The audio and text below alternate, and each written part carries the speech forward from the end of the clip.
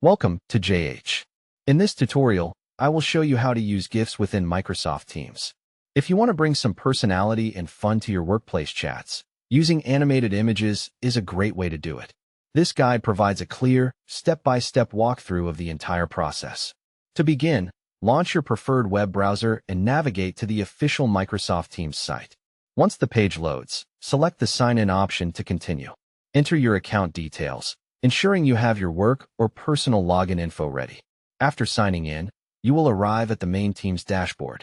Now that you are logged in, locate the chat icon on the left-hand sidebar and click it. This section displays all your current individual and group messages, serving as your primary hub for communication. From here, choose the specific conversation where you want to send a GIF. Simply click on the name of the person or group to open the message history. Next, find the emoji icon situated at the bottom of the screen near the text input field.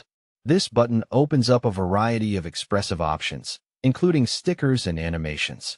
Click the emoji icon to open the selection panel, then switch to the GIF tab. You will see a wide range of popular animations, where you can use the search bar to find something specific, like a funny reaction or a celebratory image.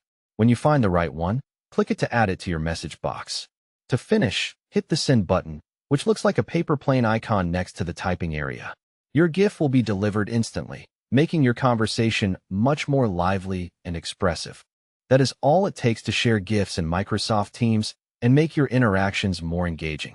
These visual elements help make your digital workspace feel more dynamic and interesting. Feel free to explore the different categories and have fun with your team. I hope you found this walkthrough helpful for improving your communication.